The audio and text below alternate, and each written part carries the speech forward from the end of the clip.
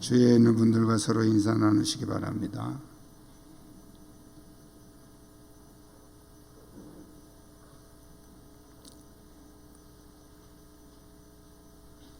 (27절에) 보면 오직 너희는 그리스도의 복음에 합당하게 생활하라.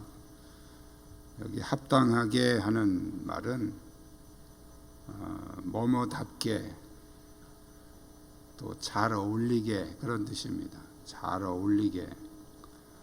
또 여기 생활하라 하는 말은 시민 노릇하라 그런 뜻입니다. 27절을 다시 수정하면 그리스도 복음에 잘 어울리게 시민 노릇을 하라 그런 뜻입니다. 우리는 하늘의 시민권을 가지고 있는 천국 시민입니다. 그렇다면 천국 시민답게 성숙한 시민의식을 가지고 살아야 하죠. 오늘 본문에서 바울은 우리가 천국 시민으로 성숙한 그리스도인이 가져야 될 그런 세 가지 특징을 우리에게 소개하고 있습니다. 오늘 말씀을 통해서 여러분들이 천국의 시민의식을 가지고 성숙한 그리스도인으로 사시기를 축복합니다. 우리 한번 따라하겠습니다. 복음을 위해 협력합시다. 그러니까 천국 시민이 된 성숙한 그리스도인은 첫 번째 해야 되는 일이 복음을 위해서 협력해야 된다 그런 말씀입니다. 복음을 위해서 협력하려면 두 가지 요소가 필요한데, 하나는 한 마음이 돼야 된다. 마음이 하나가 돼야 된다 그런 말입니다. 우리 행동은 이제 육체가 하지만 그 행동을 결정하는 것이 마음입니다. 그래서 마음에서 동의를 하고 두뇌에서 명령이 떨어지면 그 다음에 행동을 하게 되죠. 복음을 위해서 협력하려면 먼저 마음이 하나가 돼야 된다는 거예요. 그러니까 반대하는 마음을 가지고 참여한 사람이 행동하는 것처럼 행동을 할 수는 있지만 큰 도움은 안 됩니다. 마음이 갈라져 있을 때는 도움이 되지 않죠. 다시 말씀드리면 마음이 하나가 되지 않으면 이 복음의 사역이라고 하는 복음 사업이라고 하는 이 큰 일을 잘 이룰 수가 없다는 것입니다. 바울은 빌립보 교회 성도들에게 복음의 협력자가 되기 위해서 먼저 너희들이 한 마음이 되라, 마음이 하나가 되라 그렇게 권면을 하고 있습니다. 또 한 가지 요소가 있는데 한 뜻을 품으라. 뜻이 하나가 돼야 된다. 이 뜻이라는 것은 어떤 목표를 향한 의지를 말합니다. 한 뜻이라는 것은 공통적인 목표를 향해서 같이 이루려고 하는 그런 마음, 생각, 의지, 그걸 말하는 거죠. 마음이 하나 되는 것은 서로를 신뢰하는 어떤 인격적인 교류라고 한다면, 뜻이 하나 되는 것은 같은 목표를 향한 인격적인 신뢰감이다 이렇게 볼 수 있습니다. 빌립보 교회 성도들에게 바울은 복음의 신앙이라고 하는 이 한 가지 목표, 이 한 가지 목적을 위해서 같은 뜻, 한 뜻을 품어라 그렇게 권면하고 있습니다. 그러니까 성숙한 그리스도인이 되려면 복음을 위해서 한 마음과 한 뜻을 품고 협력을 해야 된다 그런 말씀이죠. 한 마음과 한 뜻을 품고 협력하지 않으면 교회는 그 어떤 것도 할 수 없습니다. 우리가 이제 운동 경기에 보면 이렇게 혼자서 하는 그런 경기가 있습니다. 뭐 권투나 뭐 이런 거 있죠. 혼자서 하는 경기, 수영 같은 거. 자기 혼자만 독하게 맘먹고 열심히 하면 됩니다. 그런데 이렇게 팀으로 하는 경기가 있습니다. 배구나 축구, 농구 뭐 이런 거죠. 야구. 이 팀으로 하는 이 경기는 한 마음과 한 뜻으로 서로 이렇게 협력하지 않으면 경기에서 이기기가 어렵습니다. 그래서 저도 가끔 이제 그런 프로를 보는데 그 코치가 그 축구 선수들 중에서 이렇게 그 리더 한 사람을 이렇게 세워놓고서 그 코치가 계속 서로 이렇게 얘기하면서 그렇게 하라고 계속 강조를 하더라고요. 그러니까 누구는 어디로, 누구는 뭐 뒤로, 앞으로 뭐 이렇게 서로 이렇게 얘기하면서 그게 뭐냐 하면 서로 맞춰가는 거예요. 한 마음과 한 뜻이 되지 않으면 이 경기에서 이기기가 어렵습니다. 교회에서도 마찬가지고 하나님 나라의 복음 사역이라고 하는 복음의 역사라고 하는 이 큰 뜻을 이루기 위해서는 우리가 한 마음과 한 뜻이 되지 않으면 결코 우리는 그 사역을 감당할 수가 없다는 거예요. 그래서 먼저 우리가 해야 되는 것이 한 마음과 한 뜻입니다.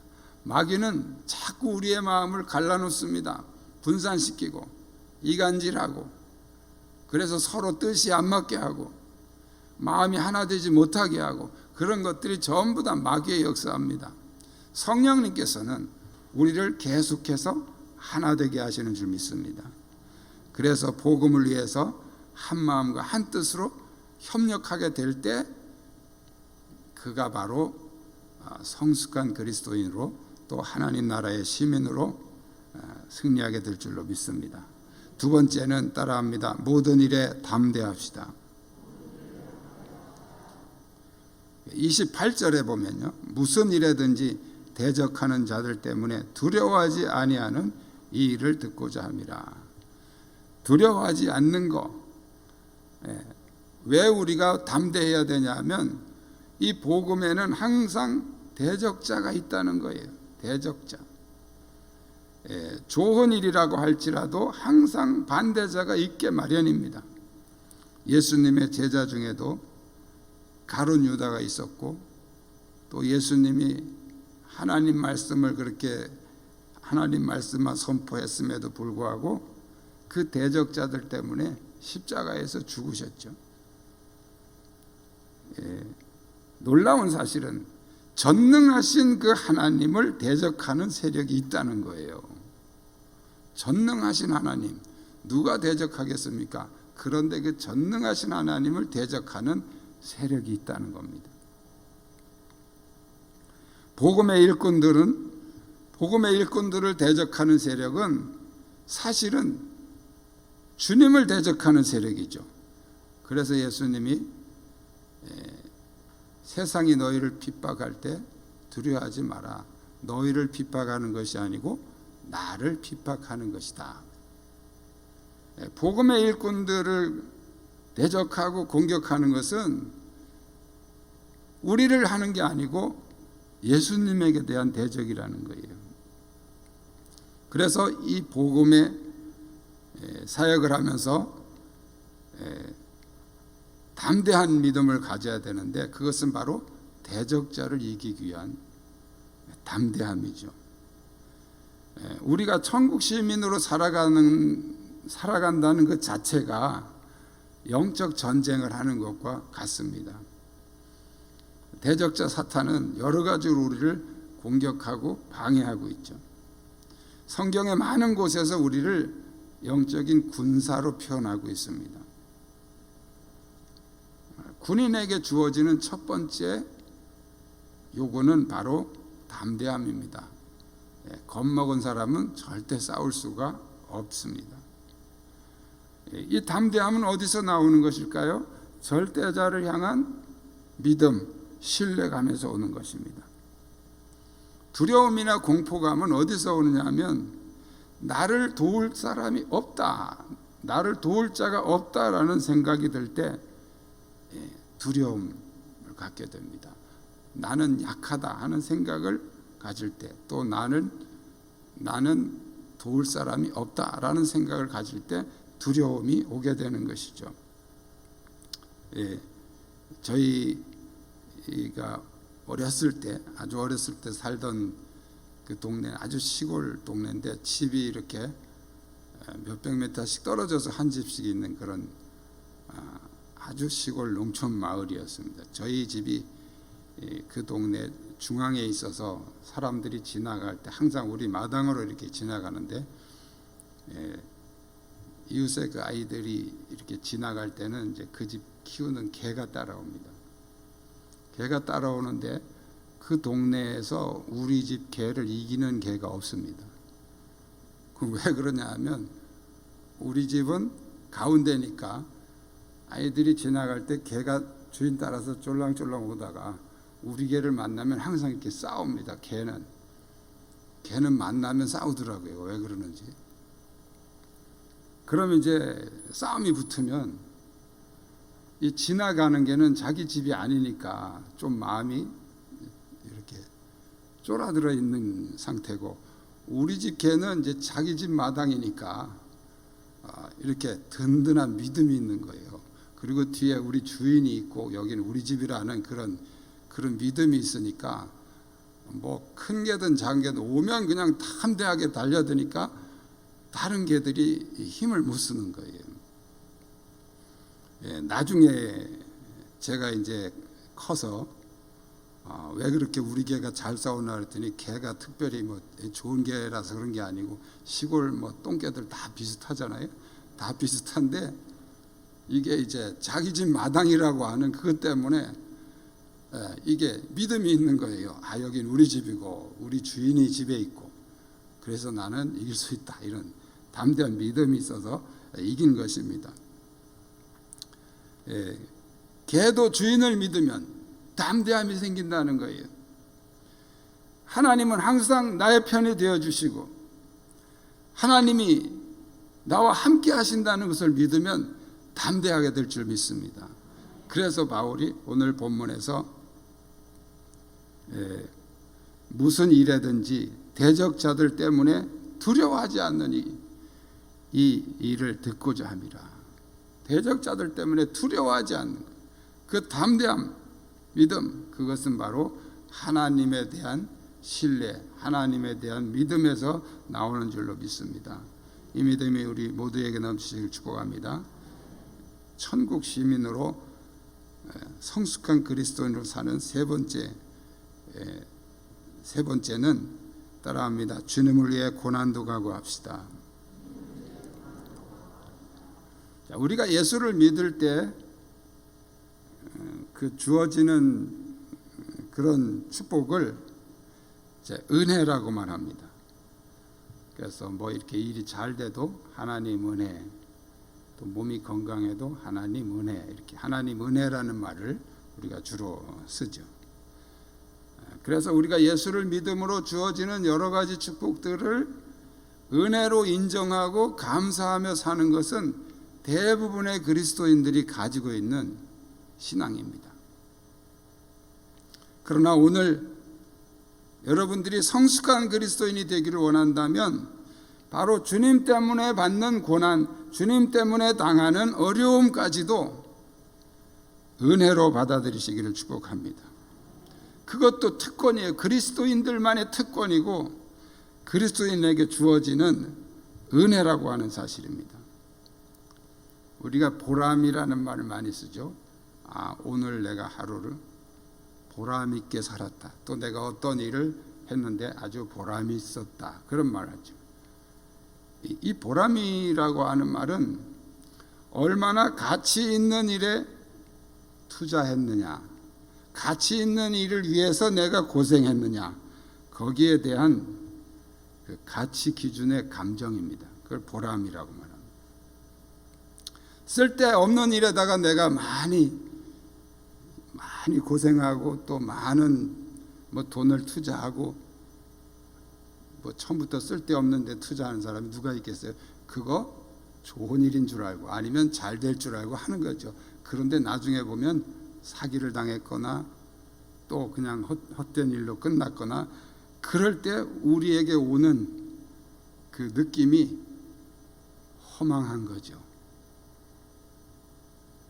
그런데 아주 가치 있는 일을 위해서 우리가 고생을 했을 때는 보람을 느낀단 말이에요. 내가 고생은 했지만 정말 하길 잘했다, 이런 생각을 하는 거죠. 주님을 위한 일을, 복음을 위한 일을 한다면, 이 복음이 얼마나 가치 있는 것을 안다면, 여러분 고생했다고 해서 아이고 헛고생했어 이렇게 말할 사람은 아무도 없습니다. 정말 가치 있는 그 복음이 얼마나 가치 있는 것인지를 안다면, 여러분이 아무리 고생을 하더라도 내가 고생은 했지만 정말 보람 있는 일을 위해서 내가 고생을 했구나, 이렇게 생각해야 된다는 거예요. 이게 성숙한 그리스도인이 가져야 될 생각이라는 거예요. 예수를 믿으면서 편안하면 은혜고, 또 힘들면 그거는 뭐 잘못 믿어서 그런가, 또 이렇게 생각하고 그러면 안 된다는 거예요. 헛된 일을 위해서는 고생할수록 그건 헛된 것이지만, 가치 있는 일, 복음을 위한 일, 주님을 위한 일을 위해서는 고생을 할수록 보람이 있다는 거예요. 조금 고생하면 조금 보람이 있는 것이고, 많이 고생하면 많이 보람이 있는 거죠. 초대교회 성도들이 순교하면서도 그들이 기뻐한 것은 바로 그 복음이 얼마나 가치 있는지를 알았기 때문입니다. 여러분, 예수 믿으면서 또 예수 믿는 것 때문에 어떤 어려움이나 힘든 일이 있습니까? 감사하십시오. 그게 성숙한 그리스도인의 모습이에요. 힘든 것이 감사한 게 아니고 보람 있는 일을 위해서 내가 고생했다는 것이 그게 감사한 거예요. 우리가 살다 보면 정말 헛된 것에다가 우리의 재물도 쏟고 우리의 노력도 쏟고 그럴 때가 많이 있거든요. 그래서 나중에 정말 후회하고 내가 괜히 했어, 내가 거기다 괜히 투자했어, 이런 그 허망한 생각을 갖게 되는데, 여러분 복음을 위해서는 아무리 고생을 해도 그건 절대로 헛된 것이 아닙니다. 초대교회 성도들은 그것을 알았기 때문에 순교하면서도 찬송하며 감사했죠. 그리고 바울이 감옥에 갇혀가지고 찬양하고 기도한 것이 그게 신세한탄한 게 아니에요. 그게 자기가 너무 힘들어서 하나님 앞에 그냥 한 게 아니에요.